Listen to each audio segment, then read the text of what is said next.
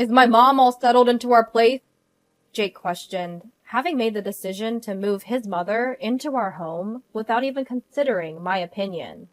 All the preparations for the move have been thrown onto my shoulders. Yes, she's all settled in. I've just finished sending all my stuff back to my parents' place too, I answered. What? He was clearly taken aback, probably never expecting that I'd move back to my parents' home. After the initial surprise, a snide laugh escaped his nose as he looked down on me. What are you talking about, Ashley? You can't possibly live on your own. Little did Jake know about my determination, how much I've been earning on my own lately. You, spending all day staring at a screen on your phone or computer? You can't possibly manage on your own, Jake sneered. Well, I'd just have to show him, wouldn't I? There's no way I'm turning to him for help anymore. I'll prove that I can survive on my own. My name is Ashley, and I'm 46 years old. I've been married for about 20 years. There are no children between my husband and me. My husband, Jake, an elite banker, has a penchant for fussing over details, whether it's his personality or his profession. He seems to still adore his 56-year-old mother. My mother-in-law lives alone at her house that is a distance from us. My father-in-law passed away 3 years ago. As an only child, Jake has been repeatedly urged by his mother to show her a grandchild soon. However, there was a reason why we couldn't fulfill her wish. The reason is quite simple. Jake said he didn't want a child, even though he always plays the dutiful son to his mother and says, "Yeah, we should have a child soon." Whenever the subject of children comes up, when it's just the two of us, he changes tone, saying, "I said that in front of Mom, but having children is just a hassle. I don't need that." So here we are at our age, childless. If we decided to have a child now, it would be a high-risk pregnancy. The risks are obvious. So, at some point, we just gave up on having children. Plus, I think somewhere deep down, I didn't want a child with Jake. There were plenty of reasons to feel that way. For instance, when I went to introduce myself before we got married. "Hey, Ashley, I don't think you're a good match for Jake. The banker's wife should be more, this won't last long." She whispered to me so Jake wouldn't hear. But to Jake, she would say sweet words like, "As long as Jake is happy, that's all that matters." It's exhausting dealing with two-faced people like her. It was the same about not having children. "I want to see my grandchild soon. When will you show me?" "I know, Mom. I'm sorry. Ashley says she doesn't want any," Jake would say, blaming it on me. I gradually started to dislike Jake, who put the blame on me when he was the one who said he didn't want children. I don't know if it's because he loves his mother so much, but I wonder if this is what people call a mama's boy. His mother's words are absolute for him, and he won't stand up for his wife, me. "Ashley, why don't you want children?" "She said it's because it seems like a hassle to have them." "Well, you're such a cold person. Jake, are you sure you want to be with this woman?" "It's fine. If I weren't here, Ashley couldn't survive. It can't be helped." "Oh, how kind of you, Jake. Ashley, you need to thank Jake properly." "That's right. Who do you think is supporting you?" Yes, they would laugh at me together. And it wasn't just that. They did the same about my mother. "Ashley is such a terrible person. I bet the person who raised her is even worse." "Yeah, they say the apple doesn't fall far from the tree." That's absolutely true. Jake is just like his mother, but I couldn't stand them talking ill about my own mother. I should have spoken up at the time, but I was too preoccupied with taking care of my father-in-law. While I was there, I was in charge of caring for him. My father-in-law couldn't do anything on his own. He was suffering from a rare disease where his muscles were gradually stiffening. As a result, my father couldn't manage to eat or eliminate on his own. When I wasn't around, I didn't know if my mother-in-law looked after him or if they had a caretaker visiting. However, knowing my mother-in-law, I bet they had a caretaker. I couldn't imagine her taking care of him herself. If she had a shred of empathy, she wouldn't have left all the care to me alone. Knowing I couldn't voice any objections, Jake started feeding her all sorts of stories about me. I can't stand this anymore. I don't want to continue this marriage. I want to leave.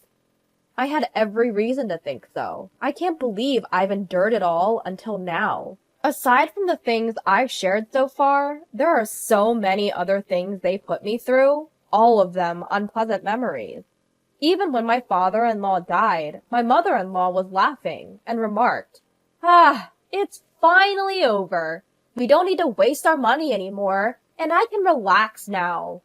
Those aren't the words you use for a husband you've spent years with, especially when she hadn't done anything herself.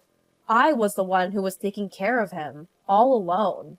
Her comment about the money not being wasted probably means she had hired a caretaker after all. It was because of her character that I no longer wanted to be called her daughter-in-law. However, Jake recently spoke to me about her. Apparently, she's showing signs of dementia. When I asked to what extent, he said she started to forget things more often.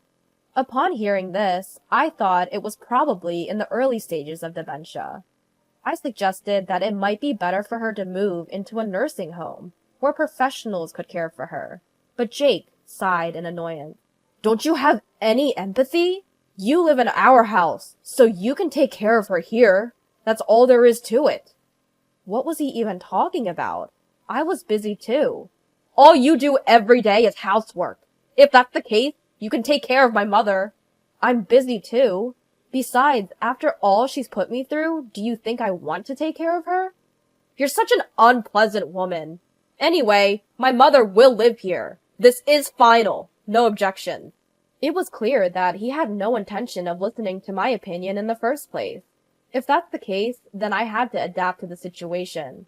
I simply responded, "Understood," and began preparing for my mother-in-law's move.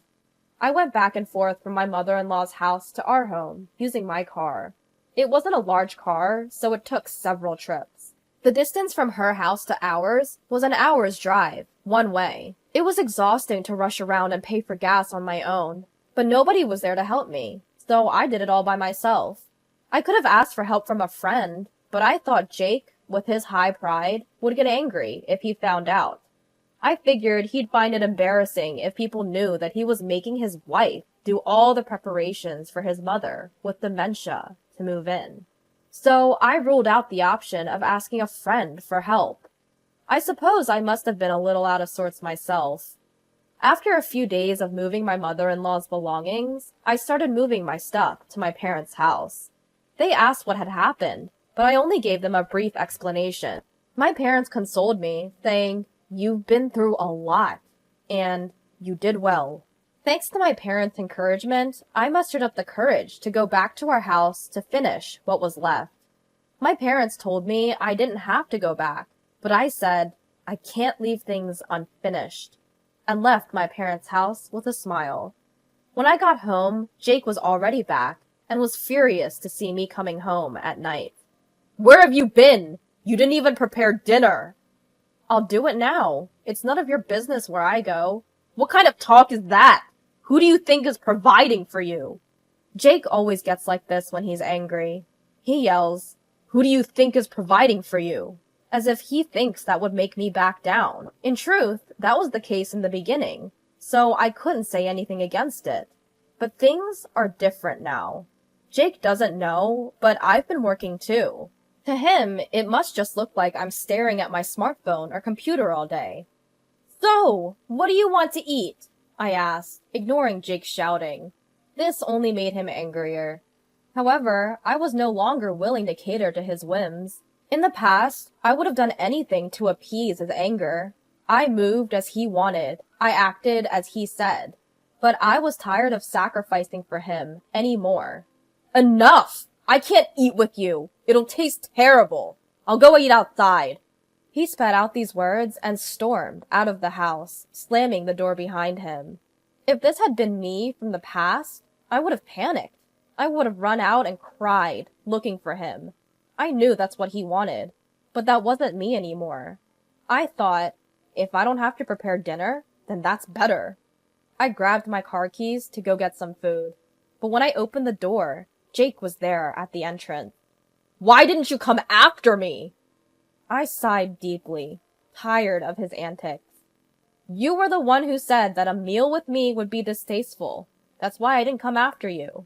I explained, frowning, as if to ask, don't you understand? He blurted out some incomprehensible nonsense about how I would usually chase after him. We went inside the house and Jake was still sulking. It was so childish, not fitting for a 56-year-old man. It was frankly disgusting. When I said nothing, Jake, still in a bad mood, started to talk. Did you finish moving my mom? Jake, who had decided on living with his mother without asking me, and had thrown all the preparation onto me. I'm done! I've just finished sending all my stuff to my parents' house. What? He probably didn't think I would actually go back to my parents. He smirked at me, a condescending laugh. What are you saying? You can't live on your own. You're just staring at your phone or computer all day. You can't survive without me. No matter what happens, I won't rely on you. I'll prove that I can live on my own. You may not know it, but I can live by myself. Don't lie! What's the point of telling such an obvious lie? Why do you think it's a lie? Then Jake continued, looking down on me. Listen, you've only been able to live because of me. If I'm not around, you can't survive a single day, because you can't earn money. I wondered why he thought I couldn't earn money, but I didn't touch on it and said, even if I explain it here, you won't believe me, but I'll go back to my parents' house anyway. If you're going back to your parents' house, we should divorce. Don't cry and come back later. Do whatever you want. I can see you regretting your divorce in less than 3 days and coming back crying. Fine. That's okay. I've prepared the divorce papers. Please sign here. As Jake signed, sneering with an arrogant smile, I glared at him, grabbed the divorce papers, got in the car, and headed back to my parents' house. Jake seemed surprised that I actually went back to my parents' house. He called me a few times, but I decided to ignore it. However, after about 2 days of silence, since I got back home, the phone calls from Jake started again. I initially did not answer, thinking he might be abusive. But then a voicemail from Jake came in. I decided to listen to it. Ashley, are you angry? I'll forgive you, so come back. That was it. I'll forgive you? He's the one who proposed divorce, and yet he's saying this? If you think about the situation, it's me who should be forgiving Jake, not him. Of course, I would never forgive him. As this unforgiving feeling bubbled up inside me, I decided to answer the next call. However, contrary to this resolution, I didn't hear from Jake for a while. I thought he had given up, but then the phone rang. It was 2 weeks after the day of that voicemail message. Hello? Ashley? When I answered the phone, Jake was sobbing. Wondering why a grown man was crying, I remained silent. Then, from behind him, I heard a weird scream. At the same time, Jake yelled, "Stop it, Mom!" From this, I could easily imagine that her dementia situation had escalated beyond Jake's control. Ashley, it was my fault. Please come back. I don't know what you're talking about. I left. That's why you can come back. I don't want to come back. Please, I can't handle my dementia-stricken mother and work at the same time. You must be in trouble without my money. I'm not in trouble, and I absolutely don't want to. We're a couple, right? Couples help each other. Yes, they do, but we are strangers now. What are you talking about? I'm in such trouble. But when I was miserable, you didn't help me, did you? You were laughing with your mom. Okay, got it. I'll pay. How much do you want? If you look after my mom, I'll pay. You'll come then, right? What do you think I am? Besides, I earn more than you, Jake. What? There was a reason why I had never told him. Jake was the type of person who disapproved of me working. It was when I mentioned that I wanted to do a part-time job. Women should only do housework at home. It's shameful to work outside. People might think I don't earn enough, he raged. So because of Jake's pride, I had to work in secret. I desperately earned money in ways that Jake wouldn't find out. What job were you doing behind my back? Stock trading. A friend taught me. It was a success, and now I've become a professional trader. So don't worry, I can live on my own. Please come back! Why don't you take care of your beloved mother yourself? Besides, you're the one who suggested divorce. You actually filed for divorce? You thought I wouldn't? I went to file it right away. If you have something to say, please do it through a lawyer. At my cold words, Jake kept repeating, I didn't really mean to divorce. Please come back. I said I was busy and hung up, then contacted a friend to introduce me to a lawyer. He agreed to represent me right away, and from then on, all communication was done through the lawyer. It took a bit of time, but I managed to finalize the divorce. And this is what I heard from the lawyer. It seems that my mother-in-law's wandering habit has worsened. She often sneaks out in the middle of the night and dines and dashes at convenience stores.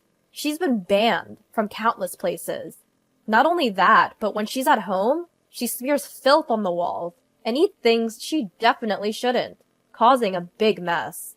On top of that, because of her shrill screams, complaints and reports from the neighbors never cease, and the police often visit.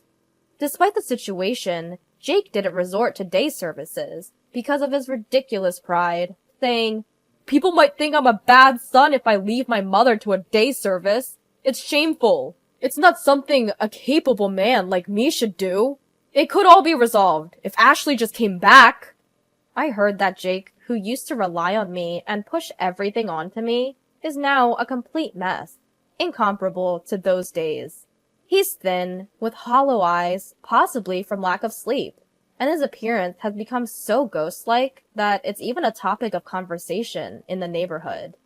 When I heard that, I thought, it serves him right, but I didn't say it out loud and just thanked the lawyer. As for me, I've moved to the top floor of a tower apartment with my parents. Jake had always belittled my parents, but now I'm really glad I could live in a nice place with them. Finally free, I'm spending very happy days looking at the